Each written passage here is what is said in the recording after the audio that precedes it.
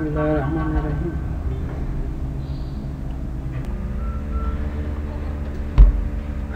نن د موږ او تاسو درس د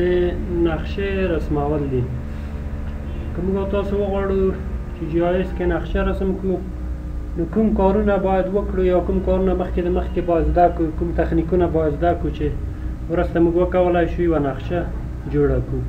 ما تاسو ته پرونه ووایو چې نقشه جوړول ډېر اسانه کار دی جی آی ایس کې، خو مهم هغه ده چې ته د هغو دپاره هغه ډیټا آماده کړې. نو هغه تخنیکونه چې کوم ډیټا سره کوم آماده کړو د نقشې جوړولو لپاره، هغه به موږ او تاسو ووایو. د نقشې مهم شیان د نقشې اجزاوې دي چې عبارت نقشې عنوان دی، چې هغه نقشه څه ډول نقشه ده، سیاسی نقشه ده، جغرافیایي نقشه ده، هایدرولوژي نقشه ده، جیولوژي نقشه ده، څه رقم ده،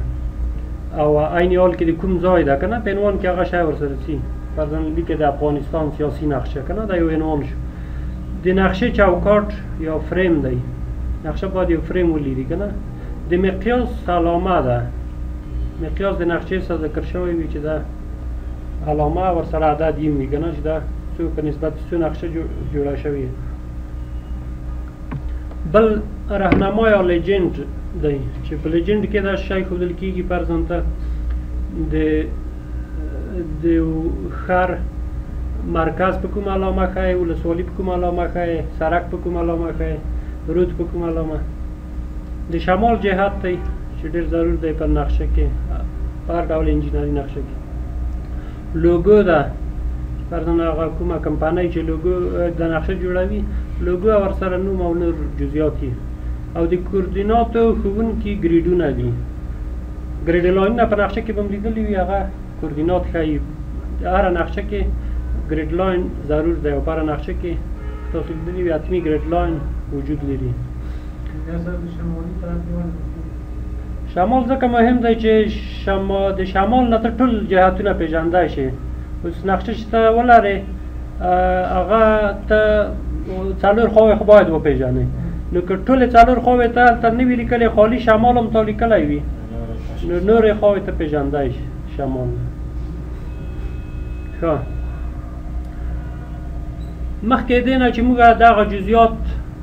د نقشې اجزاوې جوړې کړو چې بالاخره په نتیجه کې مکمله نقشه جوړه شي او پرنټ لیاوټ ته آماده شي، د هغو نه مخکې ځینې تخنیکونه چې د نقشې جوړولو لپاره په کار کېږي، هغه موږ او تاسو ویایو. یو د هغو نه دوې اصطلاحې دي جی آی ایس کې استعمالېږي، چې یو مپ ډیجیټایزنګ دی او بل مپ جیوریفرنسنګ دی. دا دوې اصطلاحې دي. اول ډیجیټایزنګ ویایو. ډیجیټایزنګ رقم موږ او تاسو تعریفولی شو. یو د هغو نه دا دی چې فرضاً ته ویایي چې یو نقشه زه د سکن حالت سکن شوي یا د هارد کاپي نه زه اړوم په ډیجیټل هغه باندې شکل ته. دا یو تعریف کېدای شي. کولی شي ووایي چې زه د هارد کاپي یا سافت کاپي نه نقشه اړومه ویکټوري شکل ته، ډیټا ویکټوري شکل موږ او تاسو ویلی وو که نه، دا بل تعریف کېدای شي. نو دې ته ډیجیټایزنګ وایي، یعنې ته د نقشې د جوړولو دپاره که هر خط لیکې، هره نقطه جوړوې، هر ایریا یا پولیګون رسموې، هر څه چې ته کوې، دا ټول ډیجیټایزنګ شو. نو شرط به دا وي چې ډیجیټایزنګ چې ته کوې، کټ مټ به د اصلي نقشې په شکل وي. ته کولی شې مثال هغه ولرې، یو نقشې وي تا سکن کړې وي، ته هغه نقشه ته ولرې، د هغو په مخ باندې ته بیا نقشه رسموي، ډیجیټایزنګ کوي. او کولی شي آنلاین نقشه خلاصه کړي، آنلاین نقشه د انټرنیټ نه خلاصوي، کومه برخه دی چې په کار وي، فرضاً د یو کابل یو ناحیه دی په کار وي، د هغو ناحیې ډیجیټایزنګ کوي. یا داسې یو ایمیج ولرې، دا ایمیج دی ته دا لرې، ته اوس د دې نه د یوې برخې ډیجیټایزنګ کوي، یعنې رسموي چې چېرته سړک دی، چېرته تعمیر دی، دا هر څه کټ مټ د خپلو اندازو مطابق رسموي. د ډیجیټایزنګ لپاره اول خو دا ضرور ده چې ډیجیټایزنګ کله موږ او تاسو کوو د فیچر کلاس او شیپ فایل نه کار اخلو، چې فیچر کلاس او شیپ فایل موږ او تاسو مخکې هغه تشریح کړي دي، ډولونه یې هم ویلي دي. او دلته موږ او تاسو بعضې تخنیکونه چې په شیپ فایل او فیچر کلاس کې کارولی شو چې په ډیجیټایزینګ کې د موږ سره مرسته کوي چې هغه پروسه د رسمولو موږ او تاسو ته اسانه کړي. نو دلته یادونه ورته کوو چې یو د هغو نه هم د ډیټا کټګوري کول دي د اټریبیوټیبل او سمبولوژي په مرسته. څه رقم موږ تاسو ډیټا کټګوري کولی شو. البته دا طریقه چې ده تر ټولو ساده طریقه ده چې هم په شیپ فایل کې د استعمال وړ ده او هم په فیچر کلاس کې د استعمال وړ ده. بیا پسې دوهمه طریقه د سب ټایټل دی او درېیمه د ډومین د لارې چې دا دوې طریقې بیا خالي په فیچر کلاس کې استعمالیږي. اول رسو دغه اولې طریقې ته اشاره کړو. لږ داسې ما پرون هم اشاره ورته وکړه دې ته که تاسو پام و پرون ما درته ووایي چې کله موږ تاسو اټریبیوټیبل کې بعضې شیان چې موږ تاسو رسموو اټریبیوټیبل کې هغو ته ځینې معلومات اضافه کوو د یو فیلډ یا کالم په شکل. فرض کړه چې موږ او تاسو دلته اوس نیم ورکړی دی که نه، نیم هم اضافه کړی دی. کولی شي نیم د اضافه کړی کېدای شي یو بل شی اضافه کړي، فرضاً ټایپ، فرضاً ته یو هغه رسموې سرک، دې ته د نیم ورکړی ته یو بل کالم هم اضافه کوې د ټایپ په نامه. کالم اضافه کوو دلته ایډیټینګ سټاپ کوئ. زه اوس اډ فیلډ وایم، دلته یو بل کالم هم اضافه کوم د ټایپ په نوم، ټکس ورته انتخابوم. نو کله چې اوس زه غواړم یو څه رسم کړم، فرضاً ډیجیټایزینګ وکړم، په هغه څه رسموم چې هغه د لاین مربوط کیږي. فرضاً سرک ته جوړوې د لاین نه به کار اخلې، که ته کانال وباسې د لاین نه به کار اخلې، که ته یو د تعمیر یو ساحه یو پولیګون رسموې بیا به د ایریا نه کار اخلې. نو موږ او تاسو اوس د لاین نه کار اخلو او همدغه طریقه ټولو ساده طریقه ده موږ او تاسو دلته کاروو. پرون مې هم اشاره ورته وکړه دې ته. اوس موږ او تاسو دلته فرضاً دغه سرک جوړوو، دا فرضاً عمومي سرکونه دي. فرضاً سرکونه خپل ټایپونه لري چې 4 ټایپه سرکونه دي، ټایپ اول ټایپ، دوم ټایپ، درېیم یا درجې په حساب اوله درجه سرکونه چې عمومي شاراوي دي، دومه درجه چې ولسه وصلېږي، درېیمه ولسوالۍ او څلورم کلي وصلې وي که نه. هغه رقم ټایپونه هم ته ورکولی شي. خو دلته موږ او تاسو دلته کېدای شي هغه کار دی موږ او تاسو د تخنیکي لحاظه کار راکوي، خو موږ مقصد پریکټیس دی چې دلته اوس پریکټیس وکړو. لاین زه اخلمه، یو خط رسمومه دلته،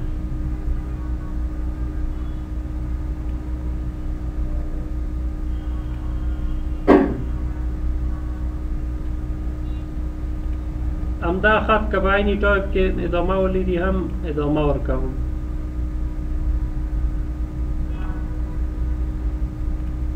که اوس دلته غواړئ دې خوا ته مې ادامه ورکړي نو دلته زه فینش پارټ وایم. پرون مې دا تاسو ته ووایي فینش پارټ وایي، هغه شکل نه ختمېږي. یا کا خوا ته هغه سرک وي دلته خو فینش سکیچ، فینش سکیچ ته وایي. اوس راشه د سرک انتخاب دی ته ور اټریبیوټیبل کې همدا اوس نوم او هغه دی ته ورکړه. دلته که دا نه ښکارېده داسې کولی شي چې ټریټ فیچر دی اټریبیوټیبل. اوس که دا زه دلې مابین کې کېږدم دلته همزمان د هر یو نه استفاده کړی. اوس دلته ویم چې د نوم دې خانه کې ورکوو یا په هغه خانه کې موږ دلې دوې اډ کړي، خیر نیم ورکوو. فرضاً سیټي روډ لیکې یا داسې لیکې چې فلانی روډ، فلانی نه فلانی ځای پورې روډ که نه. زه اوس خالي سیټي روډ لیکم، دا سیټي مین روډ ورته لیکم. یا مین او سب مین زه دلې په ټایپو کې مشخص هم دې ته وایم چې اول ټایپ سرک. صحیح ده. دا اوس وشو. دوهم زه غواړم بیا کریټ فیچر کې یو بل خط رسم کړم، روډ فرضاً finish sketch.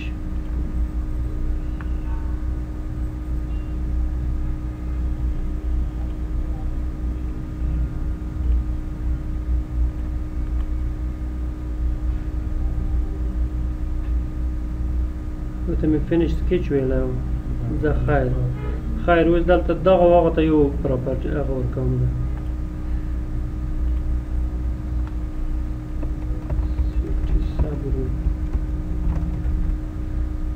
دلته لیکم دوام ټایپ سره اخلي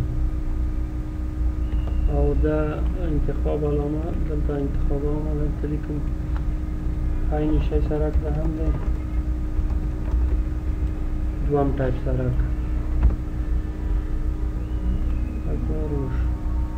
همداسې د لاین نه دلته بیا استفاده کوم د هغه سټریټ یا کوڅې رسموم فینش پارک ورته وایم همداسې یعنی ډیجیټایزینګ که تاسو کوئ د یوې ساحې هغه ډېر هم دقت غواړي هم وخت غواړي چې ته اوس هر یو ځل رسموې که نه نو وخت هم غواړي او هم مهارت غواړي چې باید سړی د نقشې رسمولو مهارت او تجربه ولري که نه اوس فینش سکیچ ورته وایم دې خطونو ته لیکم چې سټریټ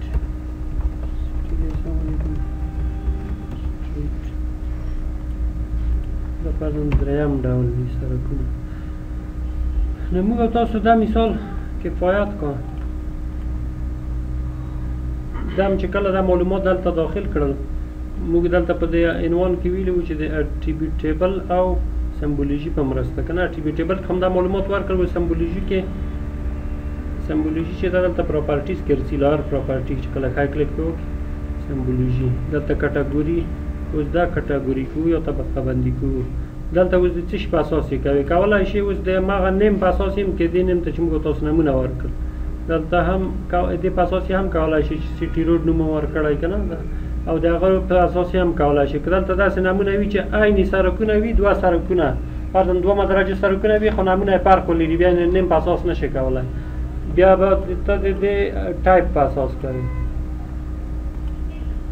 دا درې ټایپ او که درې ځای انتخابوي که ټول کوي دلته هم ټول کولی شي چې سلیکټ کړي او داسې هم کولی شي دلته ټول سلیکټ کړي او مشخصات یې دلته وربدلولی شي او هلته هم کولی شي فرضاً د اوله درجه دی دا موږ په دې سره علامه وښیو د دویمه په دې علامه وښیو درېیمه هم په دې علامه وښیو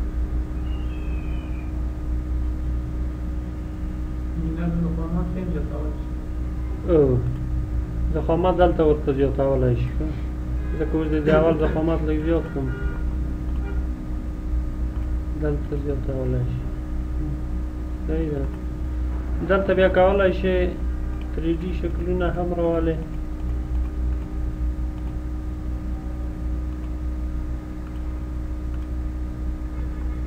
هغه شکلونه هم انتخابولی شي خو ما اوس دا انتخاب کړي اول دا اپلای کوم او بیا 3D مو دا انتخاب داسې شو صحیح ده که زه اوس فرض که د مین روډ ته زه اوس یو دا 3D شکل انتخاب کوم د سرک دا شکل اوس حالی عرض د سرک هم ګورم چې 100 متره دی فرضاً دا 40 متره سرک دی نو زه دا رقم کوم صحیح ده که فکس هم سرک په سنټر لاین کې رسم کړی وي نو فکس سرک په هغه راوځي نو دا د ډیجیټایزینګ هغه اسانه هغه شو بعضې تخنیکونه شول چې ته اوس که دا موږ داسې وکړو چې د ټول سرکونه موږ رسم کړو بهر یوه ته په هغه اټریبیوټیبل کې موږ تاسو جدا نمونه ورکوو پراپرټي تغیروو هغسې ډېر وخت غواړي موږ او تاسو چې ډېر ولرو 4 ټایپه سرکونه دې ولرو نو 4 ټایپه ته هر یو د چې رسموو خو ټایپ ورته مشخص کوه چې دا فرضاً اول ټایپ دی هېڅ که نوم هم ورنکړې خالي ټایپ 1 2 3 ورته لیک بیا تاسو کولی شئ همدغلته اتومات د 4 ډولو کې شته تغییر ولې د خپل مربوطه ټایپ سرکونو کې ټولو کې تغییر وځي دا کار موږ او تاسو په هغه کې هم کولی شو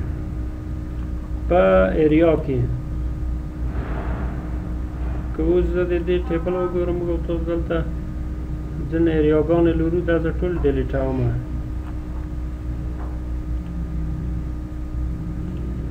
تو ډیټابیس هم پاک شي ما هغه stop for start editing دا اوس ډیلیټوم صحیح شو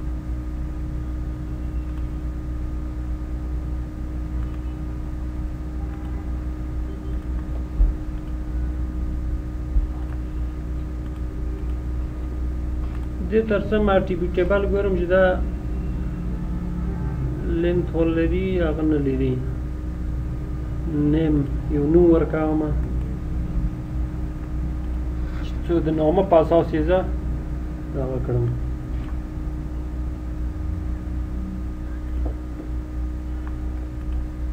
نیم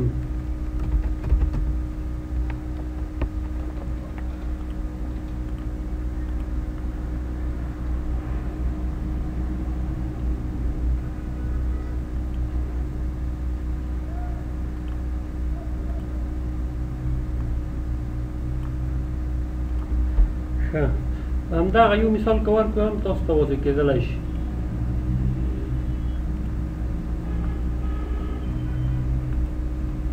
دلته اوس زه ایریا اخلم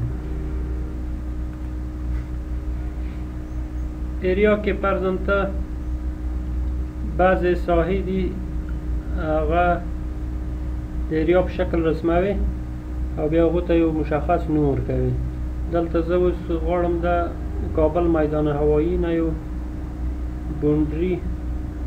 چارچاپېره کړم بیا هغو ته یو نوم ورکړم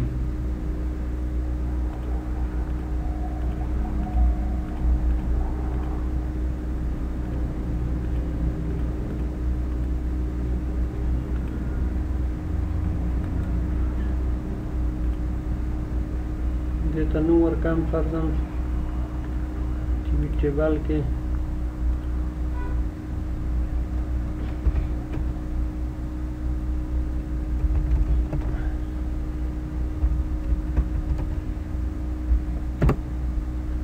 کابل ایرپورټ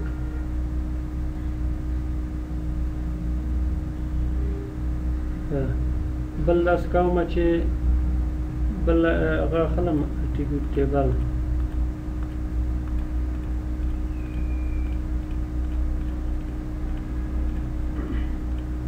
دې ته یو نوم ورکړم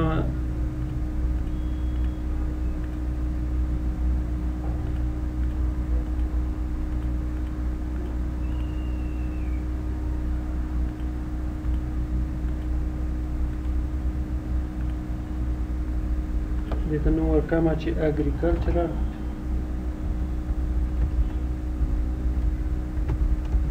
ایریا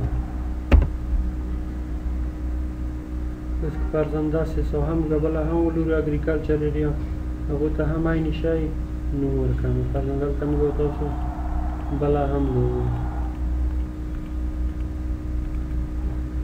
اګریکلچرل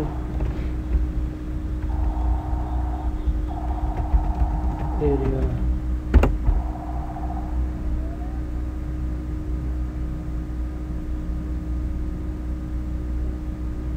دغه سپیل باید موږ تاسو په دواړو حالتو کې عین شی وي که بیا وروسته موږ وغواړو چې نوم په اساس هغه وکړو کټګوري وکړو بله فرضاً یو ساحه ده د ښار یو ساحه ده ته هغه لیکې ورته فرضاً دا یو رهایشي ساحه یا رهایشي هغه ساحه ده پلانی ساحه ده د خالي پلان ورته لیکم چې پلان ایریا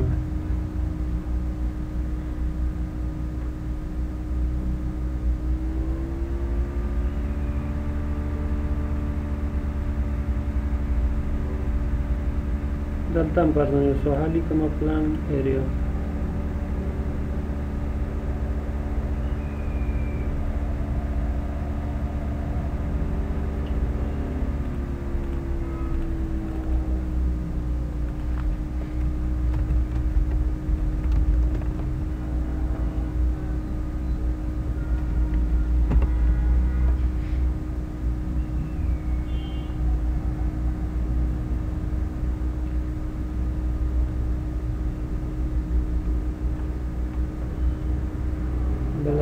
دلته لیکم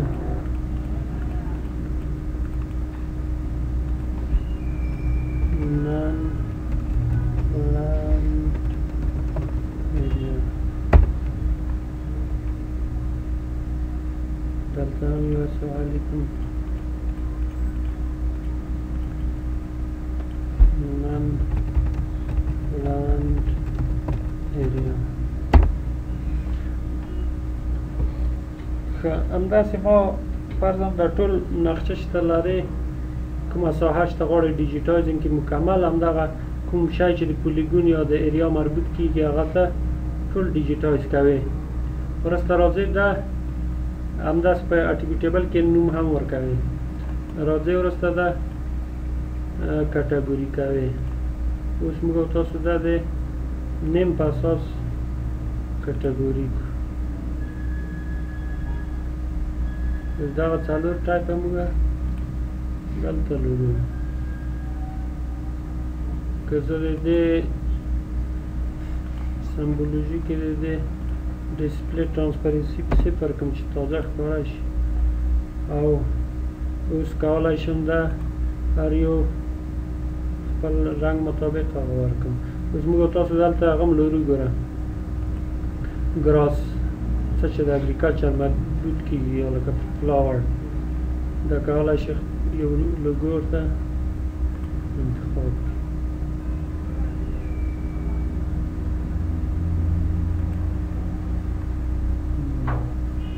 خو دوهم کابل ایرپورټ میدان هوایي دی د دې دپاره هم یو یا دلته کومه لوګو انتخابوي یا خالي رنګ انتخابوي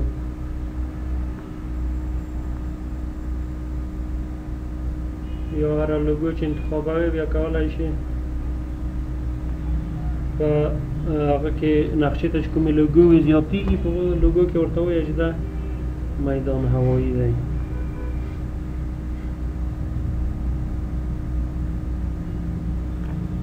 زه کولی شم کانکریټ باندې وکړم دغه رنګ چې دی دا څه نه څه د هغه رنګ تغییروي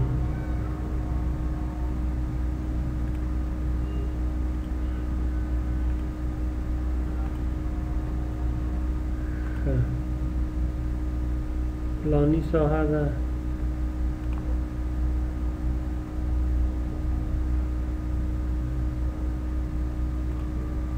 دې شکل ښه غیر پلانی ساحه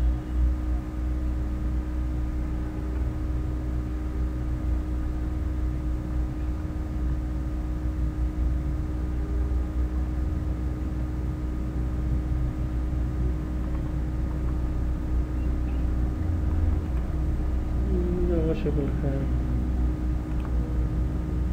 زیر شکل کنم یا باردارم پرمانش کنم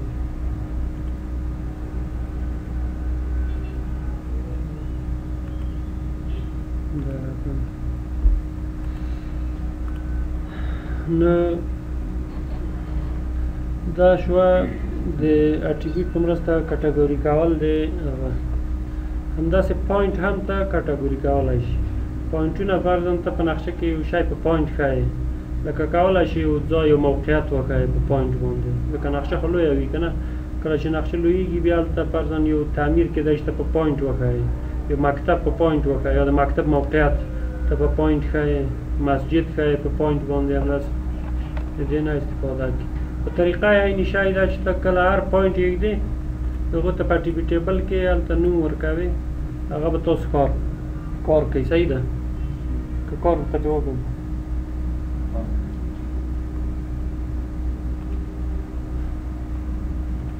ځکه چې دلته ته پوینټ راخلی پوینټ مخکې دونه چې ته پوینټ کېږدې اول به دلته چې د هر شي په اساس یې کوې کټګوري کوې هغه باید دلته موجود وي دلته اوس نیم شته دی نیم په اساس یې کوې که نه کولی شې یو کود په اساس یې کړې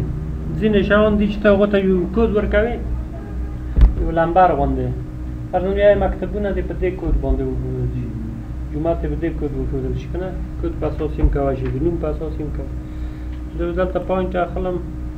پوینټ یږدم او دلته فرضاً لیکې چې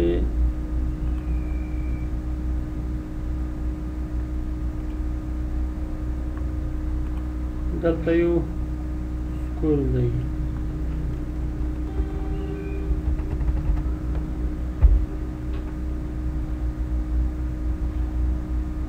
دلته بل سکول دی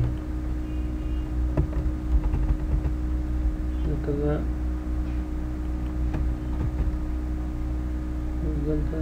بل شو دلته بل شو دلته فرضاً مسجد دی دلته فرضاً بل مسجد دی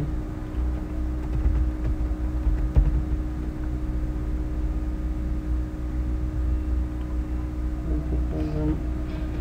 هاسپیټل دی دلته فرضاً بل هاسپیټل دی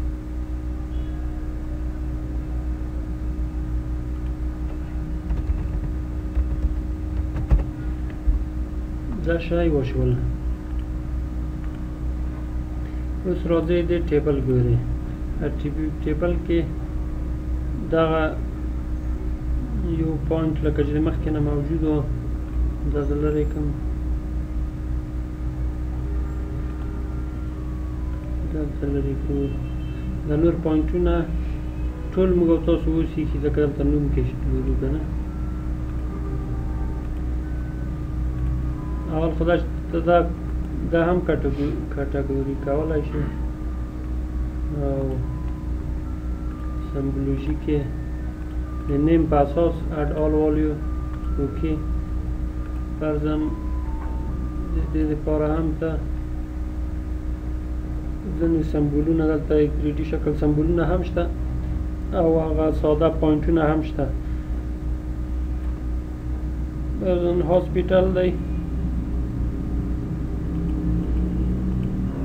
که هاسپیټل نه وي هاوس خو شته دی هاوس یو شکل ورته انتخاب کړه په دې شکل ښه چېرته چې هاسپیټل دی چېرته چې مسجد دی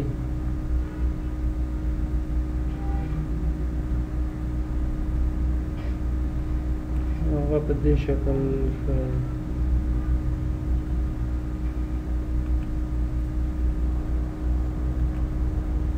چېرته چې سکول دی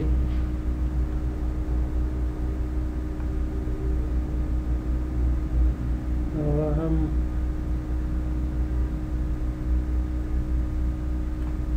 دې شکل ښه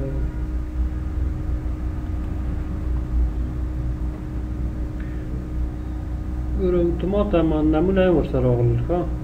دا نوم څه وخت ورسره ځي چې کله موږ په پوینټ کې لیبل فیچر انتخاب کړو دا نوم ورسره ځي ښه اوس بیرته لیبل فیچر نه ووتلو همداسې د لاین څخه هم کولی شي د نوم راولې لیبل فیچر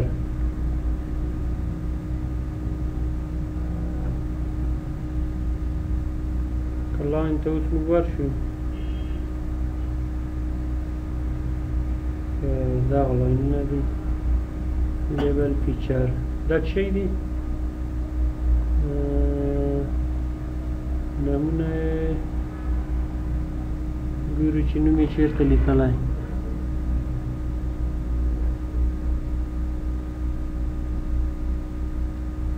دې په مخ لیکنه شته ده خو اوس موږ او تاسو ته نه ښکاري دا چېرته لیکلی نه هلته خیر سیټینګ لري ټکس غټولی وړولی شي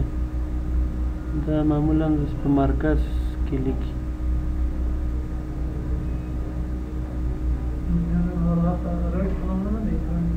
د څه شي په نامه دا په هغه کې لیکي ښه ته اوس دلته لاین کې لیبل فیچر د چې انتخاب کړی دلته باید په فیلډ لیبل کې چې هر شی انتخاب وي هماغه هلته ښایي ښه ځکه اوس دلته نیم انتخاب دی نیم کې خو موږ او تاسو نوم نه و ورکړی که نه موږ او تاسو په دغه نیم کې نوم ورکړی و که اوس دا انتخاب کوم اوس یې ښایي وښوده دا دی اوس یې دا نوم وښوده نو دغلته تاسو هغه چینجولی شئ همدا ځای دی که اوس ته غواړئ د نوم په ځای دی هغه وښایي فرضاً ټایپ وښایي که نه څوم ټایپ سرک دی هغه هم ښایي درته د دویم ټایپ دی که نه نو هغه دلته تغییرولی شي همداسې د ایریا دپاره هم لیبل ان فیچر فعالوي بیا راځئ ایریا ته دا ګورو چې د دې څخه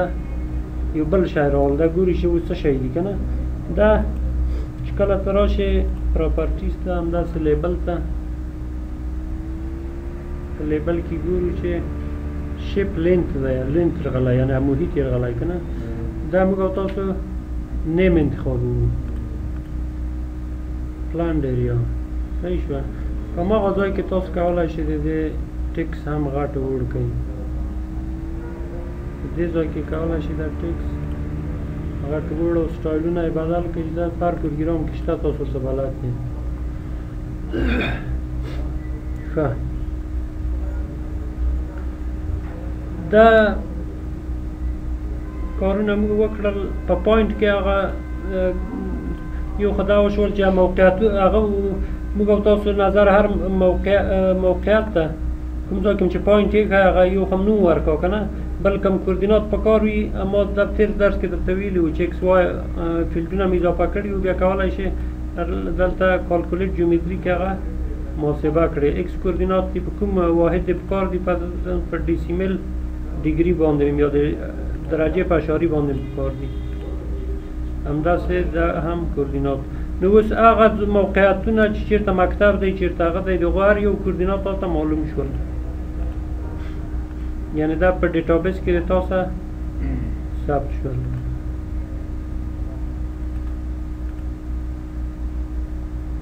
دا کوردینات دقیق دي دا نظر هغه نقطې ته دقیق دي تا چېرته نقطه یې کې که نه نور هغه نقطه تا څومره دقت کې کړی په هغه ځای کې هغه د خپله هغه پورې اړه لري کاروونکي پورې یعنې پروګرام خپله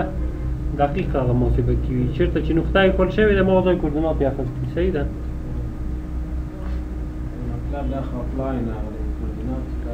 نه آفلاین هغه د هغو سره ارتباط نه لري که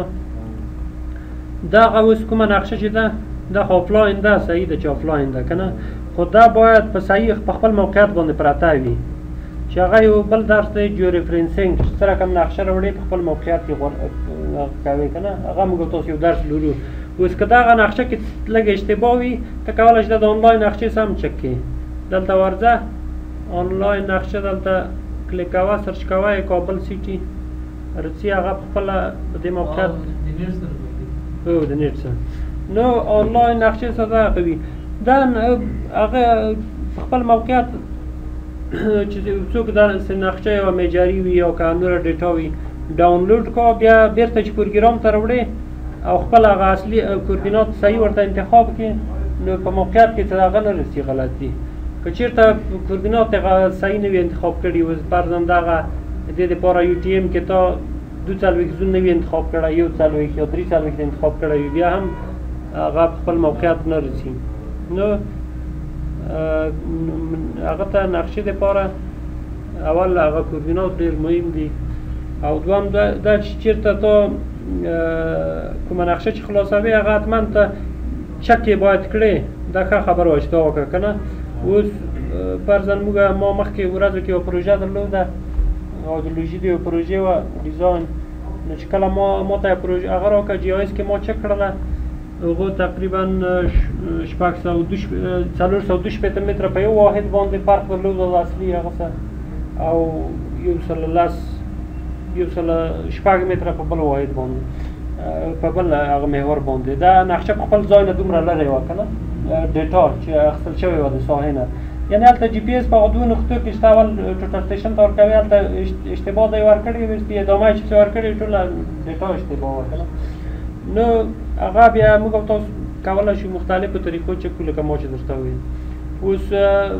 یوه هغه چې موږ لرو د افغانستان شیپ فایلونه او دا دي هم تقریبا لږ هغه دي تقریبا دقیق دي نو بعضې ډیټا چې موږ کله ځای په ځای کوو یو څوک شته وایي چې دا په پلاني ولایت کې د ډیټا د پلاني ولایت ده نو یو ساده چک آفلاین دا هم کولی شي چې هماغه نقشه رو واخلې آفلاین او وګورئ چې دا کومه ډیټا چې تا پروګرام ته اډ کړې ده او دلته زوم ټو ورته ویایې خپله ښکارېږي په موقعیت کې او بیا نقشه ته ورځې نقشې ته نقشه مون کوي که چېرته ډیټا صحیح وي نو داخل مغه ځای ته ځي مغه ولایت کې به پرته وي او که اشتباه وي لږ یا په کوردینات اشتباه ورکړي وي هغه بیخي ځي بل ځای ته ځي بیخي کیدای شي دنیا بل ځای ته ولاړ شي بیخي هغه نه ووځي افغانستان د هغه نه ووځي محدودین جیورفرنس هم چې کوم باید یو دوه نقطې کوردینات جیورفرنس دوه درې نقطې باید ولولو نو دا یو جیورفرنس بیا څو طریقې لري ښه هغه بیا وایو چې د هغو نه همدا دی چې دوه درې نقطې ولري بل دا دی چې فرضاً محور د هغه ولري د کوردیناتو ګریډونه ته ولري که نه ښه دغه لومړۍ طریقه چې د ډیجیټایزینګ وایي تر ټولو ساده طریقه وه دا موږ او تاسو ووایو رسو دومه طریقې ته چې دومه طریقه کې موږ او تاسو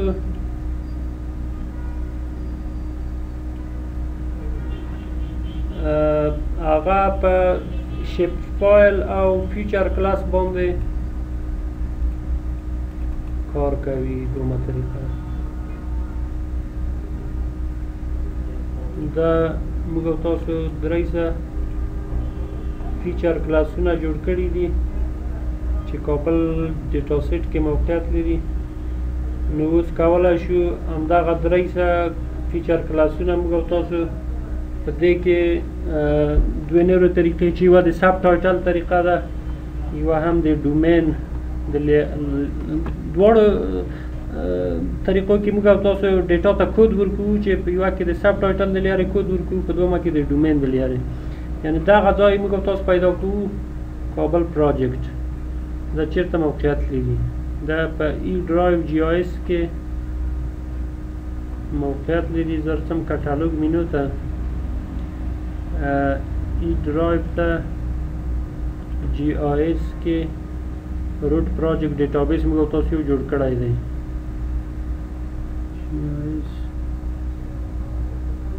روټ پروجیکټ ډیټا سیټ کابل دلته دغه هغه موږ فیچر کلاس موږ جوړ کړی دی چې لاین دی ایریا دا هم هغه دی پوینټ دی زه اول رسم هر یوه کې چې موږ تاسو کار وکړو هغه طریقې د درې سوه یو شی دي که زه په ایریا کې کار وکړم ایریا ته رسم دلته پراپرټیز ته یو شی هم فهمي چې دلته چې موږ کار د دې دپاره کوو هغه عمومي هغه اخلي ډیټا سیټ ټول دغه کودونه هغه اخلي نو همدغه ښه طریقه دی هغه ده د فیچر کلاس دی هغه یو سهولت دی چې نظر هغه ته لري نظر شي فایل ته چې ته په دې کې کوم کودونه چې جوړوي ډیټا سیټ ته کود ورکړي دی په داخل کې چې کوم فیچر کلاسونه دي هغه ټول دا کود اخلي دلته اوس سب ټایټل فیلډ دی نان دی دا ولې نان دی ځکه ایډیټینګ سټارټ دا سټاپ کوو اوس راځو بیا پراپرټیز ته اوس ګورو سب ټایټل سب ټایپ فیلډ اوس هم نان دی د دې لپاره موږ او تاسو یو کار کوو چې یو فیلډ اډ کوو دغه مشکلات سره ډېر وخت مخامخ کېږي دوی ته تاسو ډېر متوجه اوسئ دلته چې کله فیلډ اډ کوو هغه فیلډ موږ او تاسو د کود په خاطر اډ کوو که نه نو د کود په خاطر چې فیلډ اډ کوو کود خو یو تام عدد وي که نه کله چې ته یو پروژې ته کود ورکوې فرضاً په یو هغه باندې ښایې یو لمبر باندې نو هغه کود د هغه تام عدد په شکل ورکوو که نه زه دلته لیکم کود دا شارټ انټیګر ورته انتخابوم مخکې چې کومه فیلډونه موږ اډ کړي هغه ټکس هم ورته انتخاب کړی نیم ته مو ټکس انتخاب کړی ځکه هلته نه ښکارېده که دلته هم کومه یو هغه وای مخکې تیار موجود یو کالم وای یا فیلډ چې د هغو دلته ټایپ د هغه وای د لیکنې شارټ انټیګر وای یا لانګ انټیګر چې تام عدد ښایي نو بیا هلته ښکارېده اوس ځکه نه ښکارېده چې دلته موږ هغه نه لرو. اوس که زه دا کوډ اډ کړم، اوس راشم دلته یې وګورم پراپرټیز کود اوس راغی. وینئ اوس دلته زه کود انتخابوم. دا لکه ما چې درته وایي چې د سب ټایټل طریقه ده که نه، زه همدې طریقې د لیارې دلته کود انتخابوم، سب ټایټل فیلډ کې کود انتخابوم او دلته هم کود اوس ورکوم. فرضاً ایریا ته لکه مخکې چې موږ ښودله چې پلاني ساحه او غیر پلاني ساحه او هغه ساحه ده، فرضاً زراعتي ساحه ده او فرضاً همداسې مختلفې ساحې دي. څو ساحې انتخابوو، هر یوې ته یو نوم لیکو. ښه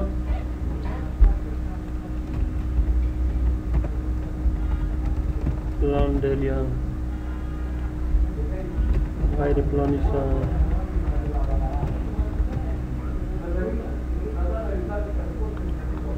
زراعتي ساحه،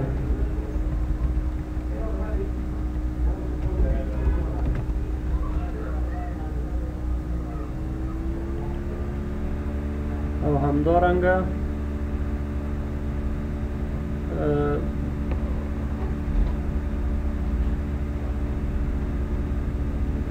لیکو چې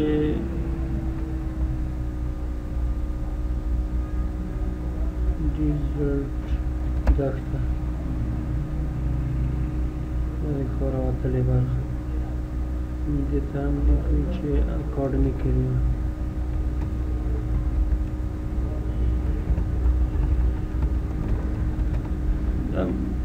څلور پنځه هغه جوړو، پنځه کود اچاري ورته دلته نوم ورکوو. دلته فیلډ څو فیلډونه موږ لرو چې یو د هغو نه نیم دی که نه، او بل هم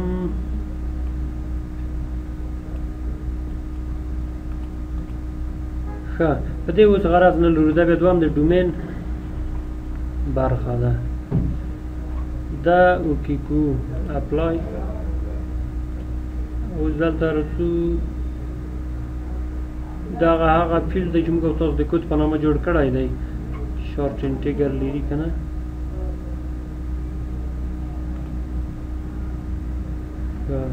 اوکې دا کار موږ د ایریا دپاره وکړو. اوس راځو پراپرټیز ته. پراپرټیز کې سمبولوژي کې د کود په اساس ده اډال والیو اپلای وکړي. اوس که دلته زه سټارټ ایډیټینګ ووایم ایریا، تر اوسه پورې دلته نه ده راغلې. څه حال کار کوم، یو ځل یې دا ریموو کوم، دلته ریموو کوم، بېرته یې راوړم. اوس که زه سټارټ ایډیټینګ ورته ووایم، یو خو دا وشول چې دلته خیر مخکې هم چې ښکارېدلی که نه. دوهم کار دا وشو چې اوس دلته ته ښکارېږي اتومات. اوس دا نظر هغو ته دا خوبایي پیدا کړه چې په هغو کې موږ او تاسو په طریقه کې چې هر څه لیکل یورې به مالته اټریبیوټیبل کې اټریبیوټیبل ته به مرسول که نه، د هر څه مثال نوم به م لیکه، نور مشخصات چې هر څه به م لیکل. دا کې نور هغه نه غواړي، د موږ نه لیکنه نه غواړي، فقط مربوطه ساحه چې ته غواړې. اوس اګریکلچر ایریا رسموم که نه. زه اوس فرضاً دلته دغه ساحه ویم چې ده زراعتي ساحه ده، صحیح ده. نور دغه کوم رنګ چې دی دا همغه رنګ اخلي، کولی شي دا رنګ مخکې د مخکې نه ورته تغییر کړي، وروسته هم کولی شي. اوس غیر پلاني ساحه ده، ارزم ویم چې دغه ساحه غیر پلاني ساحه ده، دا فرضاً پلاني ساحه ده، دا فرضاً اکاډمیک ایریا ده. دلته دا ساحه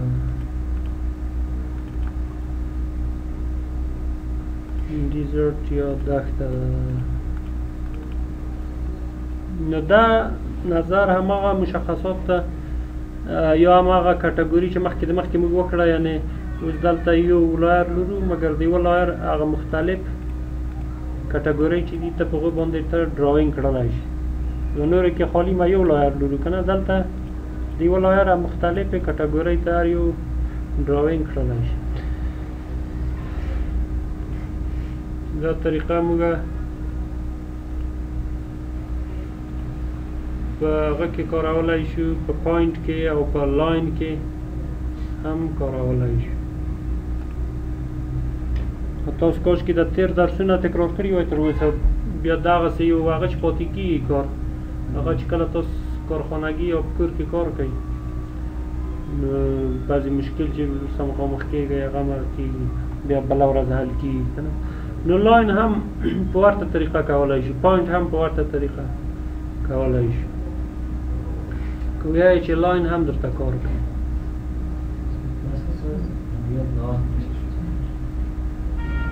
نن دپاره هم دومره بس دی.